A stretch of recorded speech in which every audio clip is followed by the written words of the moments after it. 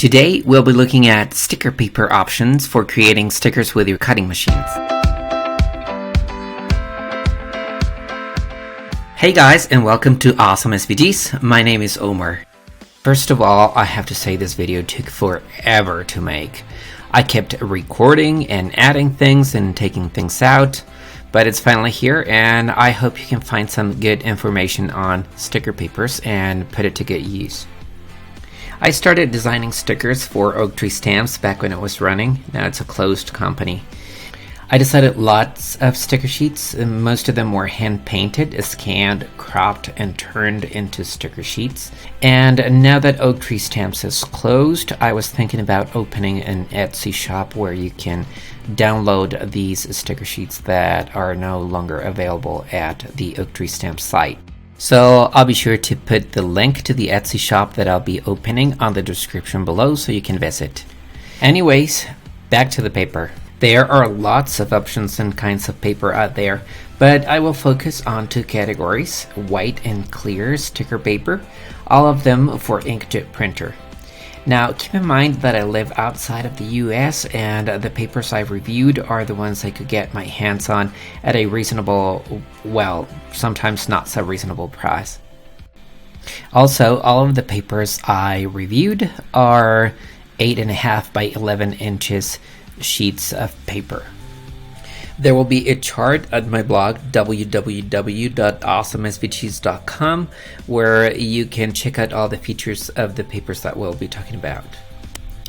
So let's start comparing the white paper first. I tried 4 brands: the Avery White Sticker Project paper, the LD Premium Photo Sticker paper, a local brand called Aditech Photographic paper, and Cricut Vinyl, which is also a white opaque sticker paper. Now for the Avery brand, the good thing about it is that it comes in this cardboard box. It's very sturdy and it keeps your paper flat at all times. Now you can also take advantage of the Avery.com site where you can design your stickers, and they have a lot of templates available. And all of the products have a product number that you can identify your paper with. Just be aware that the design that you create over at their site won't be cuttable with your cutting machine. I just use this as inspiration most of the time. This Avery Sticker Project paper has a matte finish. Now continuing with our white papers, the LD Premium Inkjet Photo Sticker paper is one of my favorite. It comes in a cellophane bag. That's the only bad part about it. But it does have, and it does come with a sheet of cardstock inside. It's very thick cardstock that helps keep your paper flat. This paper has a glossy finish. It's great for printing stickers if you want them for planners because they stand out great. Now the local brand that this Aditech photo paper is a great matte paper. It's a lot thicker, and it also comes in a cellophane bag with this printed cardstock in front to keep it flat.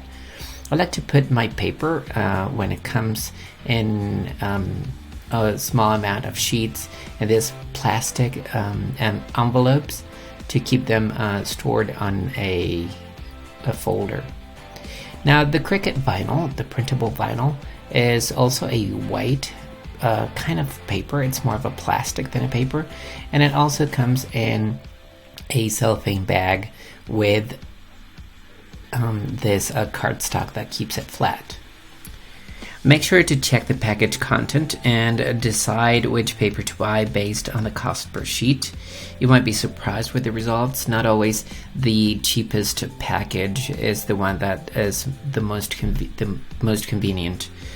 And for the papers I tested, the LD photo paper was the least expensive one, being less than 20 cents a piece. The most expensive one is the Cricut Vinyl, being almost 90 cents a sheet. Every time I try new papers or I buy new papers and I want to cut them out on my machine, I like to use my gauge to know the thickness of the paper. If you want to get a gauge like this, I'll be sure to put a link down below. And for sticker papers, it's very important not to measure the thickness of the paper and the liner, but the thickness of the adhesive paper itself. Sometimes the liner can be thicker than the paper itself, so it's very important to measure both and know the difference. For opaque white paper, it's very important to check the transparency, because that will give you the percentage of coverage of your sticker, the ability to cover what's underneath the sticker. So with the backlight, let's check how they did. As you can see here, the LD white premium paper is the thickest one, and it's also the one that covers the most underneath. And the least opaque one is the Avery White Sticker Project paper, followed by the Cricut printable vinyl. So if you're looking for a very opaque paper, the LD might be your best choice. If you're going to use your stickers on a clear surface like glass or acetate, all of the papers give very fair coverage, so there's no need to get one or the other. I would recommend the Cricut printable vinyl maybe if you're going to use it on glass, because it folds and bends better than the other ones because it's plastic. Now we will talk about resolution. This is a very important point for me. I like my stickers and my designs to be very sharp and my lines to be very clear when I print. I strive for the best resolution possible. If you want, you can check out my video on how to achieve the best resolution when doing print and cut with your Cricut machine. And as you can see here, the papers I tested print fairly good, being the Avery White Sticker Project paper, the one that printed the worst, I think. The lines are not very sharp, and the ink kind of bleeds out of the lines. By the way, all these images were printed with a Canon Pixma 7200, which is one of my favorite printers in the world. And here you can see the different amounts of black that your printer can put on a square. As you can see, all of them deliver almost the same quality of black ink, being also the Avery Sticker Project paper, the one that did the worst.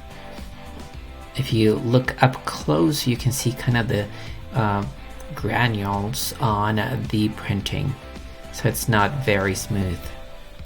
This printing image will be available at my blog if you want to test your own paper. Just as important as resolution is the color richness, and for the papers I tested, the one that did not print the best was the Avery White Sticker Project paper also. As you can see, the colors are kind of washed out and they don't look as vibrant as they do on the other papers. The one that did the best is the Adotech photo paper, being the one that printed the richest of the colors. For color transitions, the richness of the color is very important, and as you can see here, the sticker project paper from Avery did not do as good as the other ones because it doesn't print the full richness that your inkjet printer can give. Then again, the Adotech photo paper was the one that delivered the best color blending. This paper is very similar to Canon photo paper. If you can't get that, is a great paper to have, but I think it's kind of an overkill if you're planning on selling stickers. I would stay with the LD photo paper for that purpose. And finally, the quality of the adhesive is very, very important if you're planning on making stickers, depending if you want the sticker to be permanent or removable. After burnishing each of the papers with the bone folder, I am removing them from a piece of cardstock. This is the rough side of the craft cardstock. And as you can see, the Avery paper removes very good without damaging the surface of the cardstock. The LD premium sticker photo paper can be also removed, but as you can see, traces of the cardstock are in the paper or on the adhesive side of the paper, and as you can see here also, the paper does not stick back as well as it did the first time, so I wouldn't deem this paper removable. The Aditex sticker photo paper also can be removed from the cardstock, but it kind of damages also the surface of the cardstock, and when you put it back, it doesn't stick as well either. And finally, the Cricut vinyl. This one is the one that has the strongest adhesive. As you can see here, it removes a lot of the pieces of the cardstock. But the good thing about it is that if you stick it back, it does stick back very good. I think it's because it's plastic, it adheres to the surface very good. I wouldn't consider this removable, but it does re-stick very good after being removed. If you're planning on using your sticker paper as labels for glass or plastic, most of them can be removed except for the Aditex photo paper, which kind of rips when you try to remove it. The clear papers that I tested were 3, 2 from Avery and 1 from Silhouette. All these papers are for inkjet printing. They are not good for laser printing. So if you're looking for a clear sticker paper that is good for foiling or creating foiled stickers, subscribe. I will be uploading a video soon on how to create foiled stickers with your laser printer. The 2 sticker papers from Avery are the clear shipping labels and the clear sticker project paper. The clear sticker project paper claims to be repositionable. We'll take a look at that, and also the printing quality of all those. They also have that product number that you can enter on the avery.com site and take advantage of the templates available there. They also come in this cardboard box that is very sturdy and helps you keep your paper stored flat. Both of these have a matte finish and kind of like a frosted look. The Silhouette paper on the other side has a very glossy finish. It comes in a cellophane bag protected with a printed piece of cardstock. This paper made it all the way from the States to my country, so you can be sure it will get to you in great condition. The price point for these papers is between $1 and $1.30 per sheet, being the repositionable one the most expensive one. When it comes to printing resolution, all of the papers did a great job. Because the surface is kind of like a plastic, all of them have very good definition of the lines. There is no bleed around the lines or the letters that are printed. So all of them deliver great resolution. Now when it comes to color richness, there is a huge difference between all 3. As you can see, the blacks on the shipping labels and the clear repositionable sticker project paper is not really black, it's more of a violet color, unlike the Silhouette paper where you can see that it's really a black to white transition. This is a great paper. When it comes to the color richness, you can see the difference here. The colors are not as vivid as in the Silhouette paper. They look very washed out compared to the printing on the Silhouette paper. And then again, because the color is not that rich, the color transition that you get on the Avery brand paper is not as good as the transition on the Silhouette paper. Here you can see the paper on dark cardstock. As you can see, the Avery paper, both of them show a lot on dark cardstock. You can see that its frosted finish kind of looks like a piece of tape on top of the paper. If you use a bone folder and burnish the sticker, it kind of fades a little bit, but it doesn't completely, like the silhouette paper that you can only tell it's there because it's shiny. Now, if you're planning on using your stickers on white paper, it's a different story. The paper doesn't show through the white paper, but you have to be aware that if you're trying to cover something behind the sticker, this might show anyways. Burnishing the surface of the sticker might help the sticker adhere to the underlying surface better, and that way it kind of blends better with the background. When burnishing all these papers and waiting for a few seconds, you can see that the sticker project paper, because it's repositionable, it starts to kind of lift from the paper because the adhesive is not that strong, unlike the other two. And when trying to remove the paper from the surface, as you can see, the Avery clear shipping labels lifts pieces of the cardstock and it damages the surface. Also, the silhouette clear sticker paper is not repositionable, and it will rip your cardstock if you pull it too hard. The Avery clear sticker project paper, on the other hand, claims to be repositionable, and it really is. As you can see here, you can lift it right away very fast without damaging the surface. So this is maybe a good option if you're looking for a sticker paper to create I don't know, arrows or things or icons to highlight your planners and stuff, so they can be removed and change the position easily. On the other hand, if you're looking for a sticker paper to put on glass or clear acetate or plastic, the silhouette paper to me is the best option. As you can see here, both Avery papers show through the glass, and they have this kind of like a frosted finish.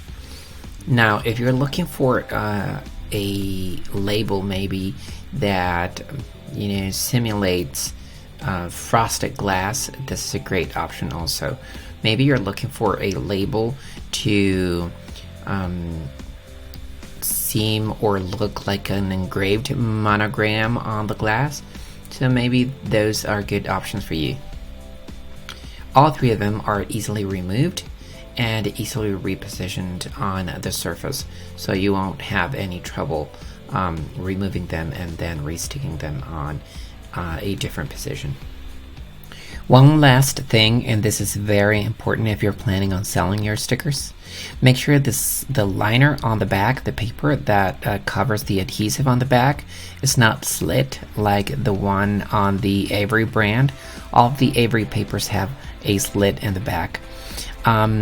Make sure the paper is not slit in the back, because if it does and you create a kiss cut sticker, the liner could lift, rendering your sticker useless.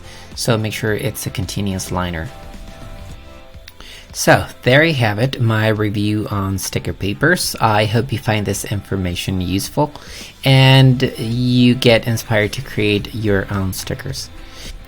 If you liked this video, don't forget to subscribe and give it a thumbs up. I would really appreciate that. Here are a couple more videos you could be interested in. The one on the left about how to cut your own stickers with your Cricut machine, and the one on the right on vectorizing your sketches to create stickers. Thanks again for watching, and I'll see you again very soon. Bye bye.